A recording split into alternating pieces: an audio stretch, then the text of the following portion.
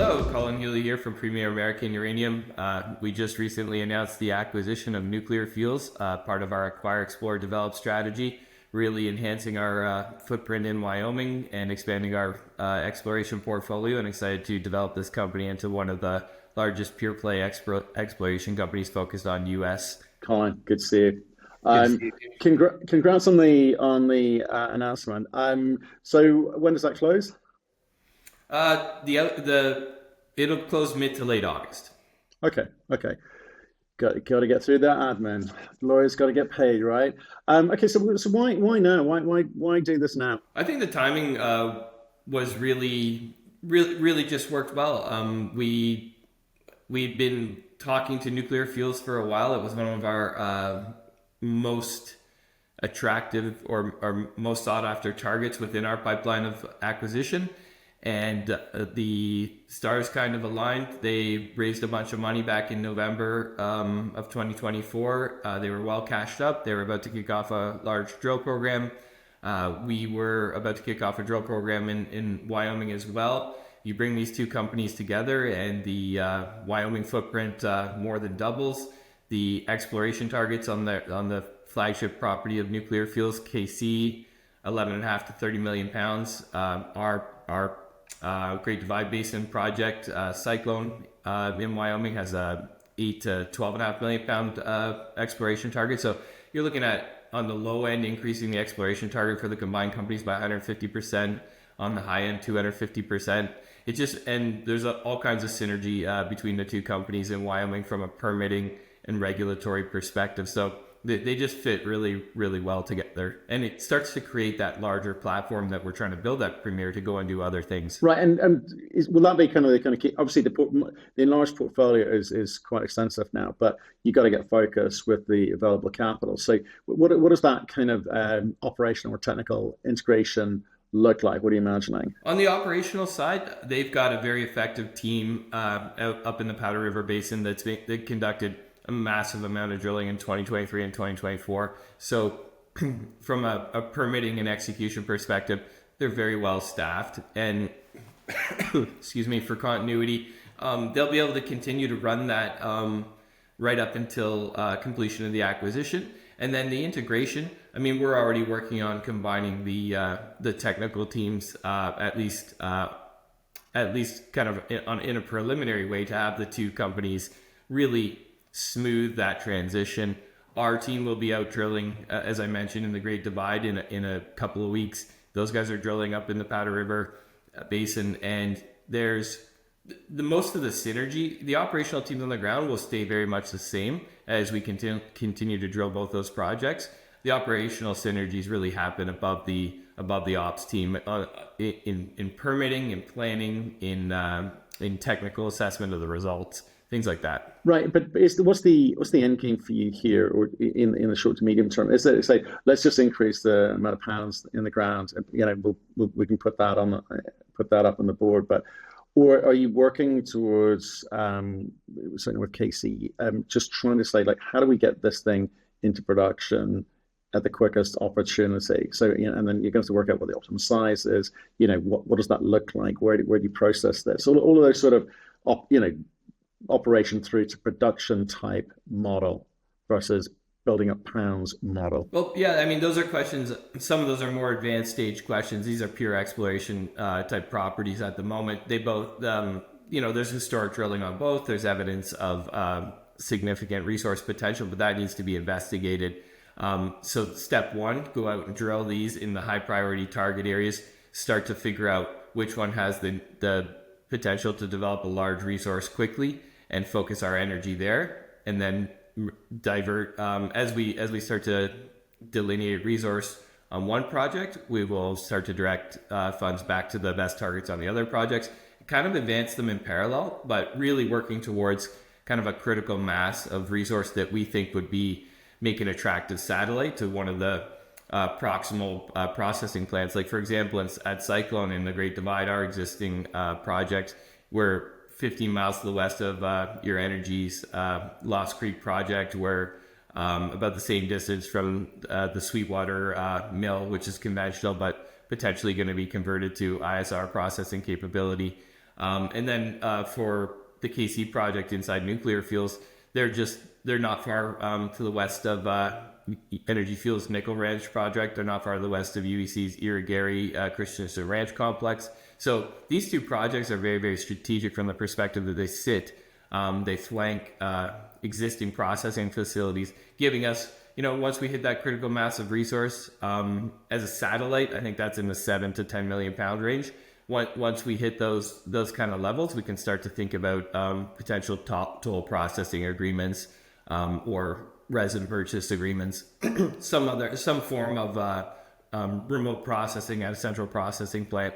But both of these projects have the potential scale to support their own central processing plant if we hit those hurdles. So there's really a lot of different options, but step one is to define that resource and suss it out. Yeah, look, I appreciate you've got to do your bit, show that the panels are there and work out some kind of satellite type structure and maybe some tolling, comes along the way as well. But it kind of, the way you just described the region, obviously there's a lot going on there. So it kind of feels like a roll-up would be sensible for someone with the balance sheet to do that, or some more M&A from companies like yourself and try and pick these things up, because these are lots of small companies, probably doesn't suit the needs of the US at the moment. We need to get those be self-sufficient, don't they? For sure, things are easier with scale, and roll-ups make sense. I mean, we have to position these projects as though they're going into production, whether we think they might get bought someday or we think we're bringing them into production. The only thing that you can do to make them valuable to third parties and to your shareholders is advance them and de-risk them. So we're going to continue to do that with no assumption of a takeout. Just move these projects along the line the same way that our predecessors who are now transitioning to production move their projects down the line. I just think that 2 to 3 years from now, as we work these projects and start to delineate resources, there's those new producers that are transitioning are going to be looking to backfill their pipeline. It probably won't be that difficult to upsize the capacity of those plants from a regulatory permitting perspective, and not that expensive. So maybe it's something that we could participate in if one of these plants is at capacity from its existing well fields. There's always a possibility of investment from our side to help with plant expansion. There's a lot of different ways, and I think everybody in the space is quite commercial about that. So, when I think about getting taken out, I think how hard it is to get a cash flow generating project. You have to go out, you have to drill it, explore it. And if you take cash for a project like that, it can be difficult to deploy that cash and just come up with another one. So it's very attractive to me to move it towards cash flow and have that visibility within PUR. Okay, I just want to understand the optionality available to you, because it seems there is multiple optionality for you. I guess the one question a lot of people have was what happens if Encore exercises its buyback option at Kaycee? How does that affect your thinking? I think the buyback option, it's one of the things that we did a bunch of due diligence on when we were in the process of getting to definitive agreement with Nuclear Fuels. And that buyback option really allows them to, once we deliver a 15 million pound measured and indicated resource, they have 6 months to make a decision about exercising that option, at which time, if they chose to exercise, they would have to reimburse us for 2.5 times the exploration spending on the project. It would be a free carry to production. And when they exercise, they acquire 51% of the resource. So if we produce a 15 million pound resource statement, they would acquire 51% of it for 2.5 times exploration. So when we do the math, if we think it's going to cost, I think the low end to delineate 15 million pounds of M&I is probably about $20 million. So the reimbursement there would be 50 million for 51% of 15 million pounds. It's an extremely attractive takeout valuation for that 51%, and you get the free carry to production. And there's no obligation on our side to delineate a resource in any time frame. So we can really control how much we spend to get to that resource, and on the high side, very difficult we're going to try to spend the minimum that we can, but we can also control the timing of when we produce that resource for public consumption. So there's a lot of flexibility inside of Nuclear Fuels with respect to that option. I think Encore would be a really, really great partner to have. if you were to try to transition something to production from our position as a junior. And so I think that in every way it's a pretty favorable back end option to have, and we got very comfortable with it. Okay. And if you look at companies, and I think you talk about them a lot in your material, consolidated uranium and mega uranium. What are the lessons learned from the way that they've gone about playing the market? From a consolidation perspective, I think that you have to continuously optimize the portfolio. So we've got some projects. We're going to be drilling 2 of them and producing a PEA and a resource update this summer on a third. That provides us a lot of news flow throughout the entire year. But we want the rest of the portfolio to be optimized as well. We've got some great projects in the Irvine Mineral Belt in Colorado. So there may be potential to increase our footprint in Wyoming by horse trading some of the properties. So we'll be using our portfolio to grow our portfolio and really optimize it and try to suss out as much synergy between the projects as we can. There's still some pretty attractive things in our pipeline that we can't get into too much detail about. So we already have ideas about how we want to develop the portfolio further. But I think the lesson is always to acquire things where you think you can create value or get value in a reasonable time frame, so that you don't become complacent with your acquisitions. It's not acquisition just for the sake of making acquisition. It has been, I know, well, I think that's a great learning, because I think it has been a little bit of that in the past. Let's, not with you, other people, let's talk about something. You talk about synergies, obviously, between, Cyclone and Kaycee, etc. And, that can involve, shared contractors, labs, environmental baseline studies, etc. But the whole region is becoming very uranium heavy. You've name dropped a few of them, and there's more besides. Do you think that the services side of the uranium sector is going to slow down a bit, or will they kind of ramp up to be able to make sure that you guys get stuff when you want? Well, yeah, for us, we were a little bit worried about that. We saw some transactions, including the acquisition of Rio Tinto assets, Sweetwater. We saw some, even in local newspapers, we saw some of the newer producers advertising for some of the services, hiring some of the services that we generally use. So we went out, and this was something that was in process last year towards the end of our drill program. So we went out and kind of secured our requirements for drilling Cyclone at the tail end of our last program. So we weren't worried, but there is definitely a lot of rigs deployed in both the Great Divide and Powder River Basin, and you have to be kind of getting ahead of it to make sure you have the resources you need: probe guys, water guys, reclamation, drillers, all those things. But Nuclear Fuels has also done an excellent job of making sure. You probably saw their press release earlier that they've started an initial 100,000 feet of drilling in the Powder River Basin, mainly targeting their Kaycee project, and they've been able to navigate the permitting and the procurement processes well enough to be in a position to be already drilling. So very, very well done from their team. I think our team has the same skill set, and I think that together we'll be even more efficient. Right. Okay. So just let's stick with kind of Kaycee and Cyclone and Wyoming. I think Kaycee, the drill budget, the combined capital available to you is obviously healthy, and you seem to be quite clear about where you want to deploy that at the moment. But I'm sure there'll be ongoing decisions. But with all of these kind of, I think you talk about 430 miles of roll fronts at Kaycee, so with only 10% export, there's a lot to go.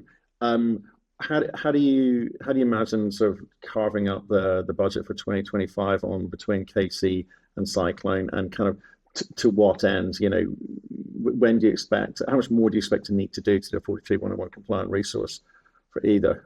Okay, yeah. I mean, for the first part of that, the 100,000 feet of drilling at Kaycee in 2025 is probably going to cost between $3 and $4 million. We're drilling about 20,000 feet at Cyclone. That's going to cost us about $750,000 US. So because their plan is already in place, they're already drilling, and on a footage basis, the costs are quite similar. So that's the split between those two projects. We're spending another $250,000 to get the PEA and resource update at Cebieta in New Mexico. So we should have a healthy cash position coming out of this by the time we close the transaction and finish our 2025 programs. But going forward, I think that when we talk about how quickly can we get to an NI 43-101 resource on any of it, it's really going to be a question of how the drilling goes in the next program. There's 2 new targets at the Kaycee project that were discovered last year that are on the eastern part of the property that have great potential and similar structure to the Nichols Ranch to the east. So those could become priority resource delineation areas depending on what the results that we see. So we really have to start to narrow our focus as we see the results come in and increase the drill density in the areas where we think that there's resource potential. So I would say it's two to three drill programs away from having enough data to have resource, but you don't know until you see kind of what your best target is and make a decision to put a bunch of money into drilling in that specific area, because you need a certain type of you need a certain drill density for a resource, and that's going to have to be data driven. Right. And do you think drilling is going to get rewarded soon? Because it's kind of been through a sort of phase where M&A got rewarded, then went through a phase where drilling got rewarded, and then it didn't get rewarded. And it's like the market was trying to make its mind up, and it seemed to be, very, very dependent on what spot price was doing. Obviously, yesterday's news with Sprott Physical Uranium Trust, I think we reached $200 million worth, which is what, 2.6 million pounds. So not really a whole bunch, but it got the market excited like it usually does. Is that sort of news the only thing that's going to drive the public uranium company valuations, or will things that you control, like what drilling you do, how much you're doing, and finding more pounds, ever going to stand on its own 2 feet? Yeah, I think it's always some combination of all of the above. I mean, with Sprott's raise yesterday, we saw what looks like front running in the spot market of potential buying from them, and we saw how sensitive spot price can be to any type of new buying or aggressive buying interest. I mean, the spot price ticked up to $75, and that was 7.7%, I think, from just over 69, and that from what I can tell based on reporting last night, that wasn't Sprott using any previous money in the market, so it wasn't them as a buyer yesterday, but that flywheel effect kind of multiplies the impact of that 200 million. Yeah, it can go out at $75 and buy 2.7 million pounds, but maybe it's less because the spot price has gone up. But what you're seeing is, it's unusual in a market to be able to really read the buying interest. But when Sprott raises money, sellers of uranium know there's a buyer. They know how much money they have, and they generally know how much they would buy in a day when they're trading at NAV. So you really know when the buyer's coming because they're at or above NAV. You know how much money they have. And you know that you don't offer for sale at low prices when you have a buyer that you can read like that. So it has a real flywheel effect. It really can increase uranium price a lot on not necessarily a ton of volume. So that's a really, really interesting environment to be in for sure.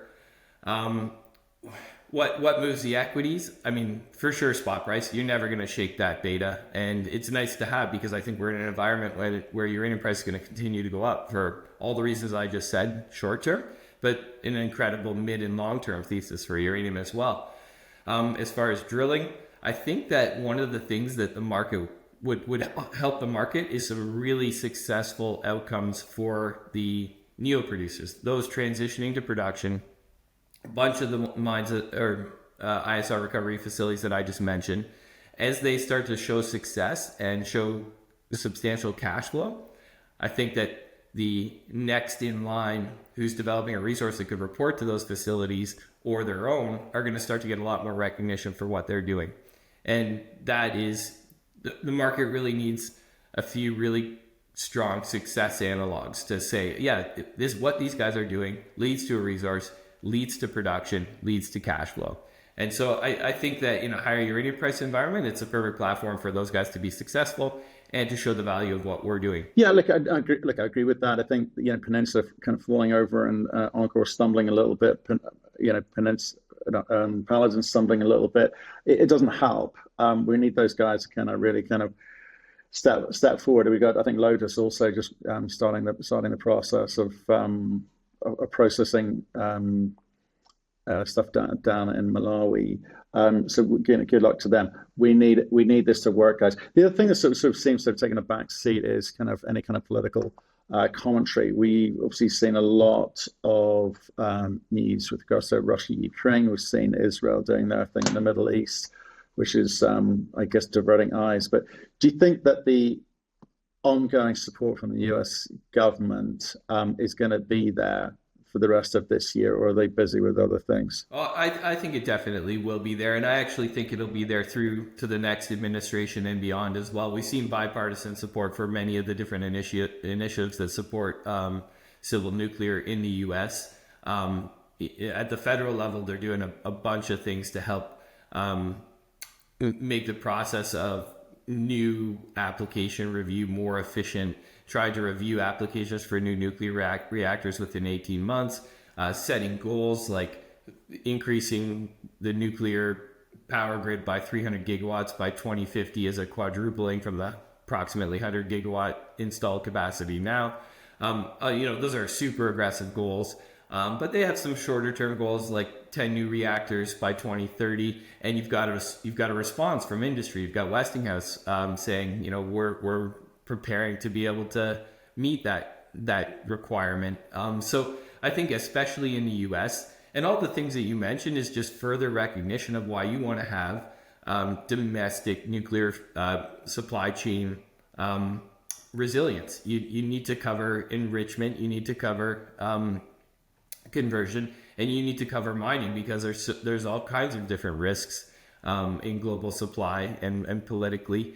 And when you have the resources like the U.S. does, and you have the people, and you have the technology, and you have the history, there's no reason that you shouldn't be increasing your energy security and self-sufficiency by, safely tapping domestic resources. So I really feel like the environment in the U.S. is incredibly supportive, and I think that'll start to trickle down to the state level, where many companies will still have to go through state permitting processes, all of them really.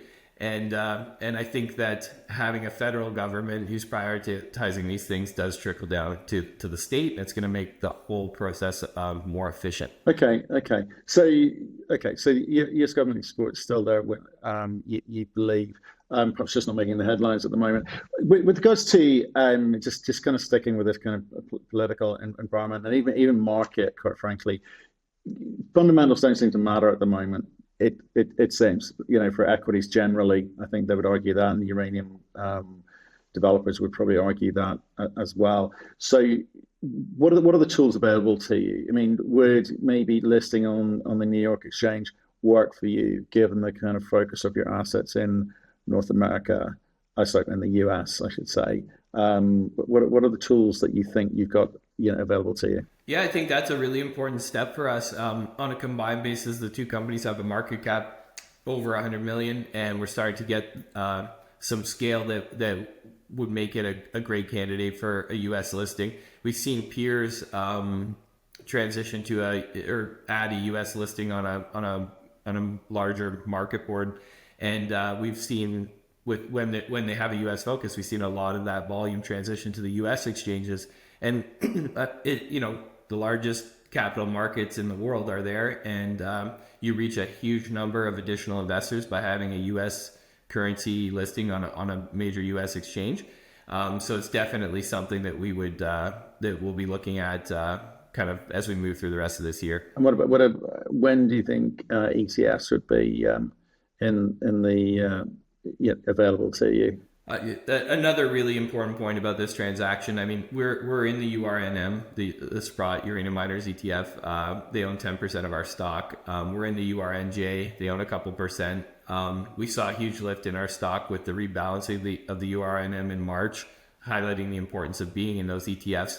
But we weren't in the URA, the largest of the US ETFs, or of the uranium ETFs, excuse me. And this transaction should, on a pro forma basis, qualify us, meeting that 50 million free float market cap hurdle because of our extremely strong shareholder register. We've got some very concentrated shareholder ownership that gets subtracted when you calculate a free float market cap.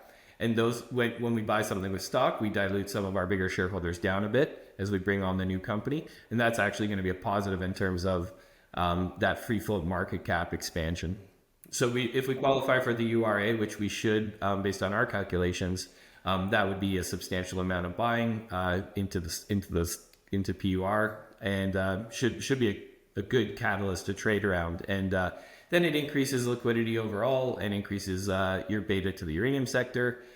So it has a lot of utility for investors in PUR. Okay, and just I guess finishing off with kind of retailers, because it's been a pretty difficult year for long-standing uranium investors because they've seen the highs and they've seen many lows.